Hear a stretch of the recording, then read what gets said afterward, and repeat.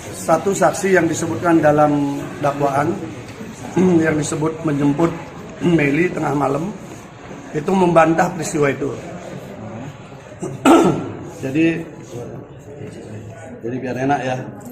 Ini karena saya harus melakukan cara yang berbeda sekarang melihat persidangan yang belakangan ini sudah semakin berusaha menutupi oknum-oknum tertentu. Bentar ya. Saya harus ambilkan data lah. Ya teman-teman enak kita ngomong pakai data. Jadi di dalam peristiwa 10 hari kemudian ya, di sini ada disebutkan nama orang dalam dakwaan. Namanya Edwin Zuri Akhirul Azal. Ini tadi bersaksi. Dia katanya dimintai tolong oleh korban dengan naik sepeda motor ke Puri Pelandaan. Yang kemudian ujungnya adalah terjadi pemerkosaan yang kedua. Saksi mengatakan di atas sumpah dan berani bersumpah peristiwa itu tidak pernah ada. Namanya dicatut oleh korban, saksi yang mengaku korban. Peristiwanya tidak pernah ada, bahkan seumur dia ada di pondok tidak pernah gonceng dia. Selain adik kelas dan dia memang tidak pernah berhubungan langsung. Jadi peristiwa bahwa dia ditelepon disuruh bonceng itu tidak ada. Yang menarik adalah kesaksian itu ditambahkan.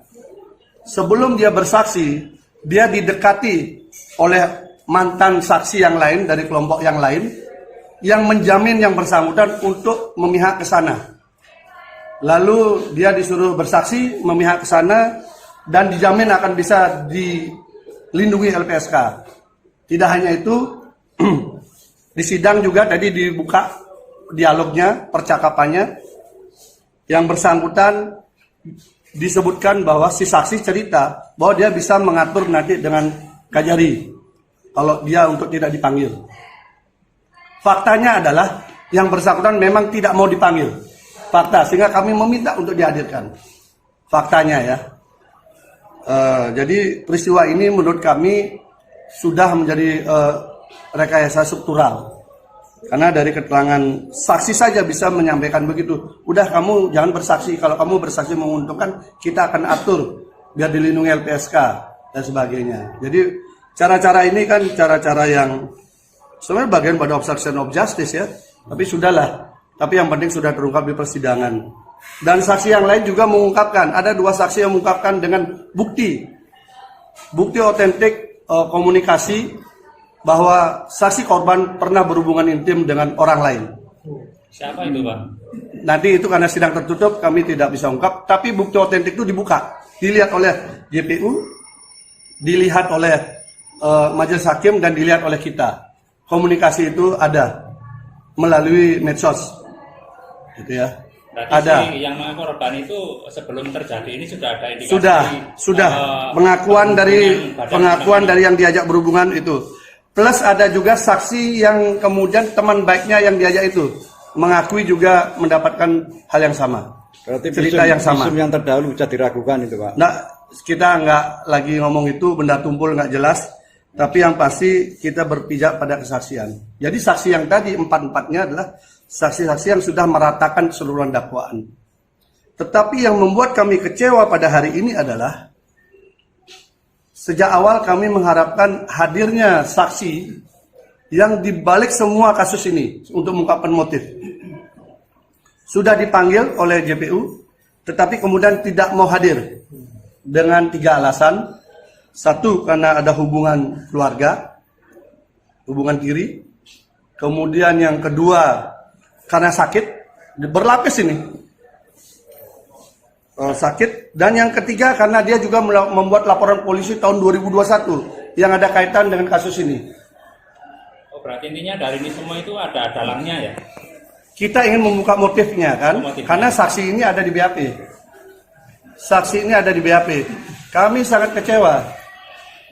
Ini tidak dihadirkan dan baik majelis hakim maupun JPU bersepakat untuk tidak menghadirkan. Berarti kloplah sudah bahwa kita tidak bisa mengungkapkan motif ini di tengah persidangan. Karena sudah secara struktural dari proses perpindahan ruang sidang, dari proses semuanya, bahwa ini bukan kekuatan kecil yang menggarap Mas Beki.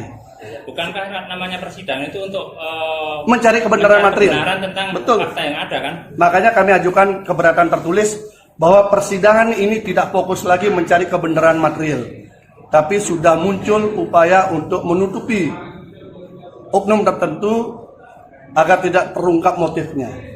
Itu yang terjadi. Kami ajukan secara khusus tadi dicatat di dalam persidangan, dan saya tegas katakan bahwa cara-cara seperti ini adalah cara-cara yang membuat mencari kebenaran material menjadi semakin sulit, karena majelis hakim maupun JPU sama-sama tidak mau menghadirkan saksi tersebut padahal dia ada dalam BAP. Ada apa? Alasannya apa? Jadi Pak? JPU ya sudah, karena pengakuannya berlindung di pasal KUHP bahwa ada hubungan sedarah atau semenda.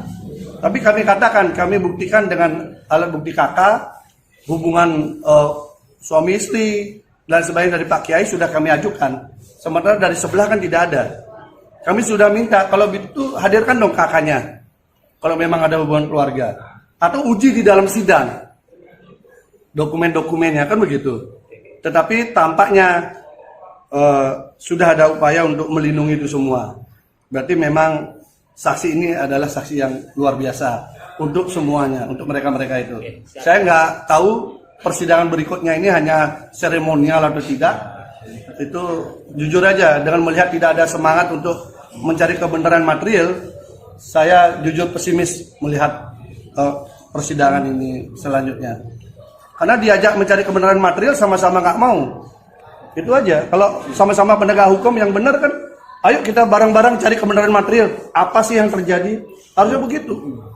Tapi ini malah dilindungi saksi ini biar motifnya tidak terungkap. Sedih juga kita. Sidang berikutnya Selasa, Rabu, Kamis, Jumat. Siap hari. Saksi. Pokoknya kita mau cari saksi sebanyak-banyaknya. Besok masih ada berarti besok. Jadi 15. Ini bisa lebih. Kan sudah bisa lebih nih. Sampai sekarang ini sudah total berapa Pak yang sudah diminta saksinya kalau dari pihak ini? Kalau dari pihak jenengan sudah berapa orang saksi? Berapa dulu total tuh? Udah banyak nih. Udah banyak, saya lupa. 10 ada? Lebih. Karena baru saya juga terungkap motifnya, kenapa tidak dipanggil yang disebutkan dalam dakwaan tadi. Ternyata ada dialog di situ untuk jangan dihadirkan. Itu kan aneh kan? Ada di dalam dakwaan, disebutkan orangnya dalam dakwaan, tapi tidak mau dihadirkan di dalam persidangan. Apa motifnya? Kalau memang mau penegakan hukum, kebenaran material, harusnya berani menghadirkan. Kan yang kita cari kan kebenaran, keadilan, bukan asal hukum orang. Kalau asal hukum orang, ngapain ada sidang sampai sekian lama kan? Langsung aja dihukum jeblosin, nggak usah diperiksa. Masih Pak.